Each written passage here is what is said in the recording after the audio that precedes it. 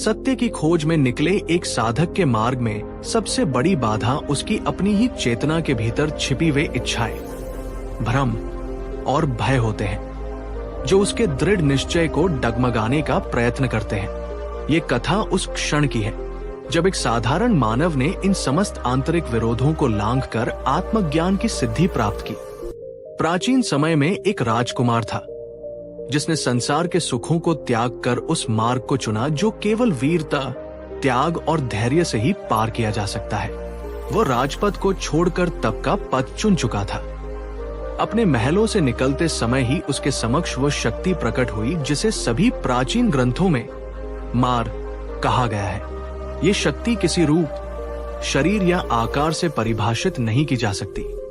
ये एक उपस्थिति है जो साधना के मार्ग में मनुष्य के भीतर शंकाओं, इच्छाओं और भ्रम का जाल फैलाती है। मार ने उस समय उसे रोका जब वो राजधर्म का त्याग कर साधना के लिए निकल रहा था। उसने उस साधक से कहा कि वह अपने कर्तव्य से विमुख हो रहा है। उसे वैभव, शक्ति और राज्य का प्रस्ताव दिया गया, लेकिन वह साधक मौन रहा और अपने लक्ष्य की ओर बढ़ता गया। वो न झुका, न डरा और न ही लुभाया जा सका। वो साधक वर्षों की तपस्या और आत्ममंथन के बाद एक पीपल वृक्ष के नीचे स्थिर हो बैठा।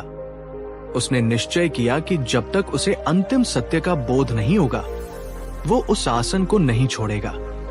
यही वो क्षण था जब मार ने अपने पूरे बल और छल से अंतिम बार प्रयास किया। मार की सेनाएं 10 थी। ये 10 प्रकार की मानसिक और भावनात्मक बाधाएं थी जो साधक के चित्त को विचलित कर सकती थी। पहली सेना लालसा की थी, जो मन को वासना, लोभ और मोह से भर देती है।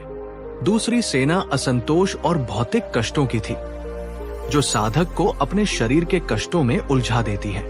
तीसरी सेना तृष्णा की थी, जो अधूरी इच्छाओं की पूर्ति का भ्रम रचती है।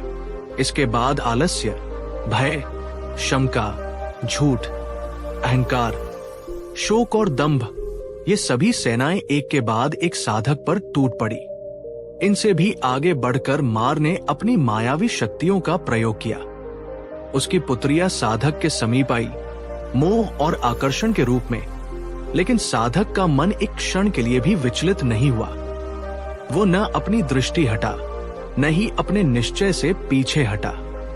मार ने तब अपने विकराल स्वरूप में प्रकट होकर समस्त विकारों के साथ साधक पर आक्रमण कर दिया। आकाश अंधकार से भर गया, दिशाएं कांप उठीं और पृथ्वी हिलने लगी। वो हाथी पर सवार होकर आया। उसके सैनिक भयावह और आक्रामक थे। वह साधक को डराना चाहता था, तोड़ना चाहता था, लेकिन वह साधक न भयभीत हुआ, न पीछे हटा। उसने न कोई प्रतिकार किया, न किसी से सहायता मांगी।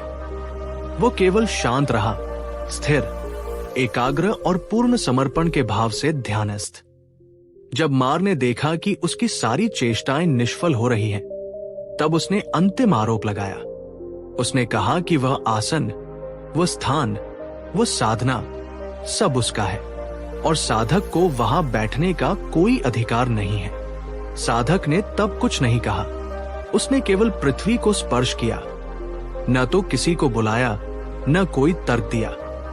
पृथ्वी उसकी साक्षी बनी। एक कंपन के साथ धरती ने उसकी साधना को स्वीकार कर लिया और ये प्रमाणित कर दिया कि ये अधिकार केवल उसी का है जिसने जन्मों तक तप और त्याग का मार्ग अपनाया हो। मार की पराजय उसी क्षण हो गई। उसका दंभ, उसका बल, उसकी माया सब धूल में मिल गई।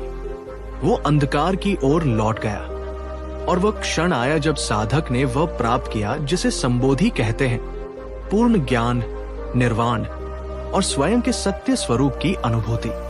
वह साधक अब केवल साधक नहीं रहा, वो बुद्ध बन चुका था। ये कथा केवल अतीत की नहीं है। ये संघर्ष प्रत्येक आत्मा में आज भी चलता है। जब कोई साधक आत्मज्ञान के पथ पर अग्रसर होता है, तो उसका सामना भी उन्हीं अदृश्य सेनाओं से होता है। ये कहानी हमें ये सिखाती है कि किसी भी साधना का मूल बाहरी युद्ध नहीं, बल्कि भीतर का संतुलन है। जब मन निर्विकार, स्थिर और जागरूक होता है, तभी बोधि संभव है।